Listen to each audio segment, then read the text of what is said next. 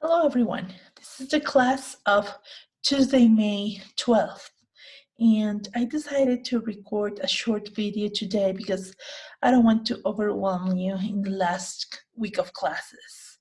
So I hope that this will be a very interesting and short video on whether state building and state formation is always a viable solution for making a long-lasting peace. We will meet on class on Thursday so that we can have a review session that covers all what we have learned during the semester. Okay, I will start sharing my screen. So as you might remember, last class we talked about last week actually, the credible commitment problem of negotiated settlements. This idea that negotiated settlements are so hard to reach because it is a domestic war, it is an internal war, and in internal wars it is very hard for the parties to trust in each other. So, given that credible commitment problem, there is a big role of third-party actors to enforce the peace. We also discussed what makes a good peace deal. We talked about how having many provisions in a peace accord helps the parties feel more secure. And then on Thursday, we talked about the humanitarian responses to conflict. We discussed the differences between humanitarian intervention, peacekeeping, and humanitarian aid. And we also talked about the principles of humanitarian action, which are humanity, neutrality, impartiality, and operational independence. And we discussed briefly about how those different principles come into conflict and how difficult it is for humanitarian actors to wage between or balance between the different principles. Now today we're going to talk about a state formation as a solution for a long-lasting peace, and we will also discuss the problems of that narrative, and we will mention whether there are or there could be alternatives to the state.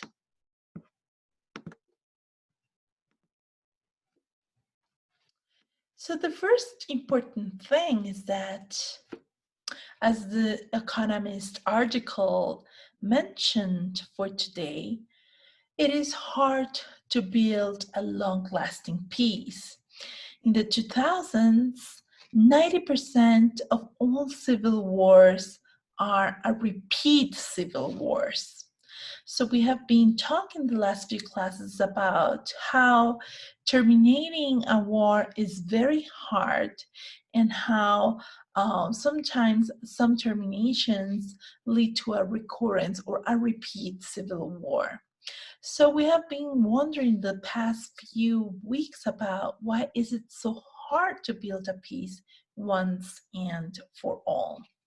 Now, for some, this is about building a good peace deal, right? Like crafting a good document that would lead to a good agreement between the parties.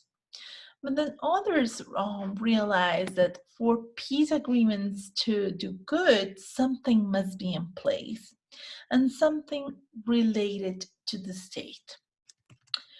So this is where we come to talk about the importance of state building as part of a long-lasting solution to peace. In order to overcome conflict and war, international and domestic actors insist greatly on the importance of state capacity, and state building has become the preferred solution, so that for many actors, peacekeeping and peace building means state building. It's a synonym of a state building, and it has become very hard to separate actions towards keeping a peace and actions towards building the state. So here we have like a good image of what we relate the state with, right? justice, the police, utilities like water or lights, electricity, institutions, right, like the rule of law and the division of power, infrastructure like bridges, even protecting collective goods like forests, airports, health, protection of the environment, education, justice, etc. All these are like public goods, things that we relate to the action of the state, and things that we consider good for themselves, that they are essentially good and essentially desirable. So we want conflicts that finish or that emerge from conflicts and wars. We want them to be able to give these things to the citizenship, to provide these kinds of public goods and services because they are inherently good. So that is in general what we believe and what international actors believe as well.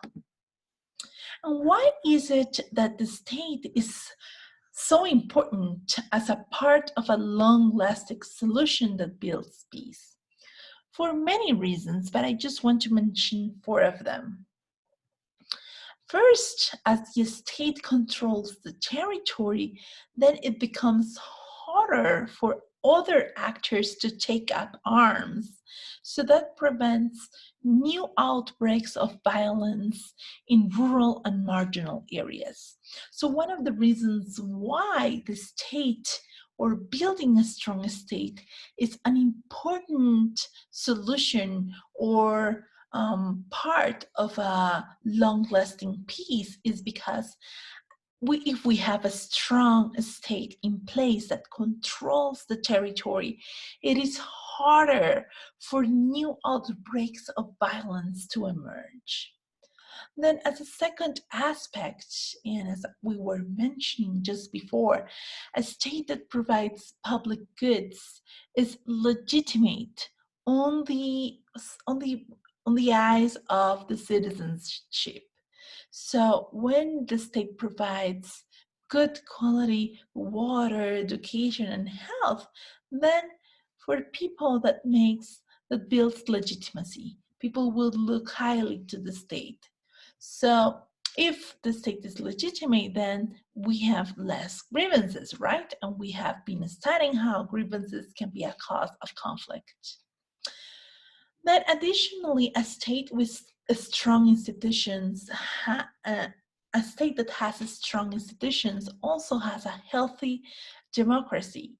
And in many of the peace agreements that have finished successfully a conflict, then we have an implementation of democratic politics that allows the participation and the competition of the different actors that were in the conflict.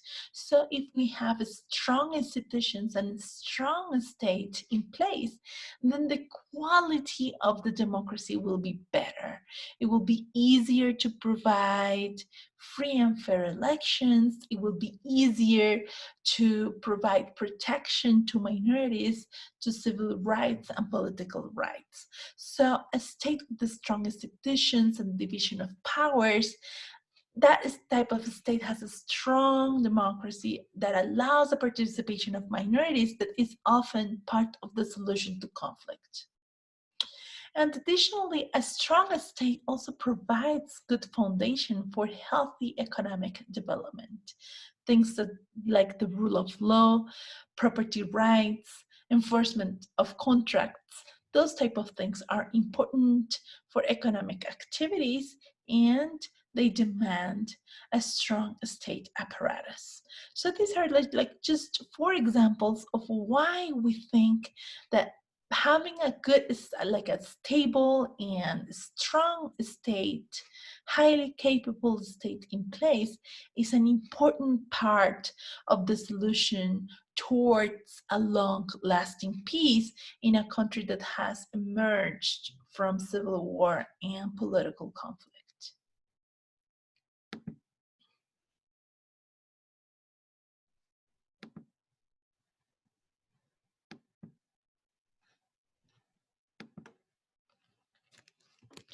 And yet, when we focus on all these like good things that come with the state and all these public goods, we tend to forget that there is a very long and conflictive historic process that led to this place, that led for the state to provide all these things. And it is a process that actually, as you might remember from our maybe 8th week of classes, it forged the conversion between this into that, right? Between organized crime as a protection racket and war making into public goods provision. So it is important to keep in mind that the origins of the state, it's not like people that just like came together and said, oh, we're going to do good to society. No, that was not the case. That has never been the case. The historical origins of the state, it's as Tilly explained to us, it's a protection racket that was forced to limit its power and to provide the valued goods to citizens in order to keep running the protection racket and getting extortion money from the people. So in order to keep people paying the extortion and in order to keep people like having enough security so that they could continue to make money, then the state could extract, then the states had to limit their power and their authority. So we have seen how the different aspects that we relate to the state, like bureaucracy or courts or the protection of rights and constitutions, it's all part of a gamble and interactions between citizens and smaller lords and other power holders in society, and exchanges that had to be done so that people would feel protected at least a little bit in front of this actor that was gaining more and more and more power, which was the ruler or the king or the power holder in that territory. So it is not that like people like come to a place and say, oh, let's do good to society, let's provide water, let's provide education. No, those types of things were part of an interaction in which they were demanded by people as an exchange for subsequent rounds of extraction. So it is a byproduct of a protection racket. And it is very important to keep this in mind because in the current projects of peace building that are being funded by the international community in places where there was a state collapse, like Somalia and Congo, we tend to forget this. We tend to forget that the state is an end point and not a starting point, right? So state building projects that are funded by foreign aid, they often assume that it is kind of possible to transplant, as we transplant an organ from one body to another one, that it is possible to transplant institutions without getting the incentives right. So here we have, like a picture of a transplantation of, a good design of the state that has division of powers between the executive branch and the legislative branch and the judicial branch. And we can have all these things in paper and build a constitution and copy a constitution. But actually, and this happens a lot, but actually this will probably not work out because when we transplant the institutions, we don't get the incentives right. And we need to get the incentives right for the state to fulfill its role of providing public goods. And what incentives are we talking about? So incentives that transform extortionist or that transform those who run the protection racket, the mafia, if we want to think it in those terms, the incentives that turns them into rulers that protect and that provide public goods. So those incentives, without those incentives, then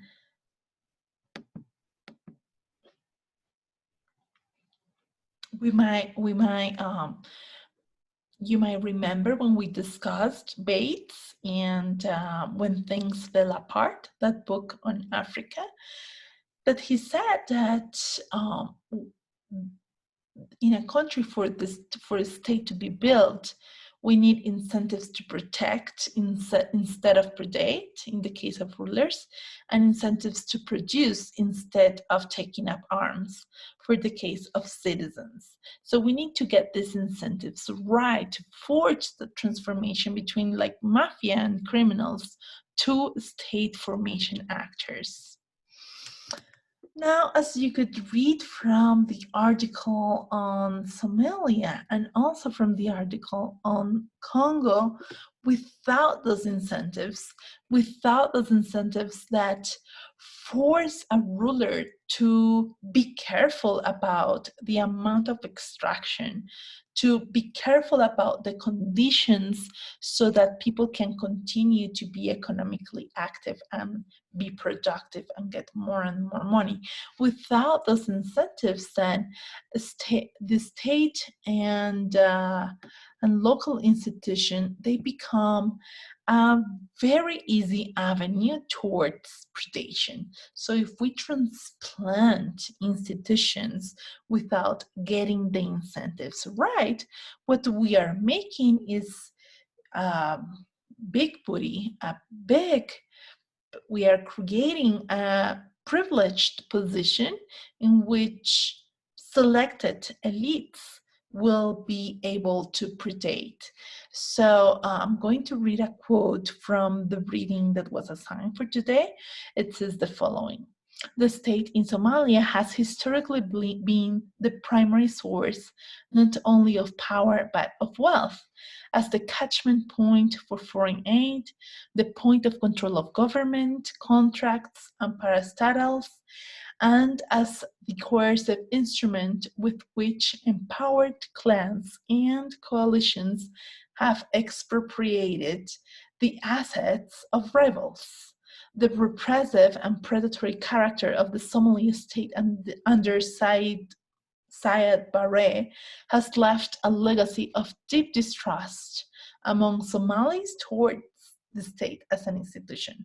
So we see here in this quote how the people in Somalia have a traditional relationship with the state of predation, in which the state is always behaving as a predator, that instead of providing goods to people, it would actually prey on people's assets and assign parts of the state to strongmen in order to build its support, as we studied in the wake of the state collapse. So if we don't get the incentives right, a project of top-down state formation would basically create like the perfect place and the perfect environment for the reproduction of predation. And this is not going to end up well. As a result, we have in this and other similar countries and contexts that when rulers prey and they do not protect, then people know that they have to arm themselves, right? They have to resist the state. They have to boycott attempts to build the state because they do not trust that the state can do good to them. They do not trust that the state will actually provide goods. Actually, they believe that the state is coming to get things and valuable things from them.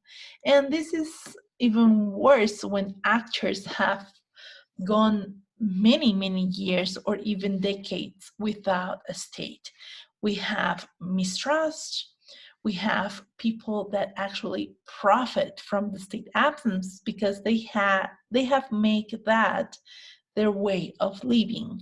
So if you are in a context in which the state is not present for years, then you figure out ways to provide public goods, ways to do international commerce, ways to to figure out regular normal life. So I wanted to bring a quote from this very interesting article of an author that we have read before, Jeffrey Gettleman, and he says, in Somalia, those who feed off anarchy feel it, to refer to the fact that attempts to build a state in Somalia are being boycotted by people from within the country.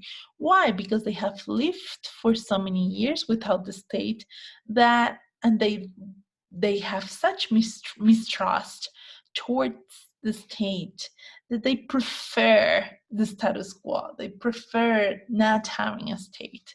So it says opportunities in Somalia from squatter landlords, teenage gunmen for hire to vendors of bad baby formula. They profit from continuing chaos. And it also says the following: Omar Hussein Ahmed, an olive oil exporter in Mogadishu, the capital, said he and a group of fellow traders recently bought missiles to shoot at government soldiers. Taxes are annoying, he explained. So here we have like a very clear example of people that resist the state.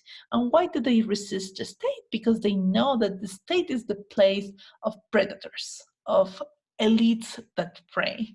So instead of producing, they are taking up arms and resisting attempts of state formation. So again, when you transplant institutions in a context in which you don't have the incentives right, then things will likely go wrong.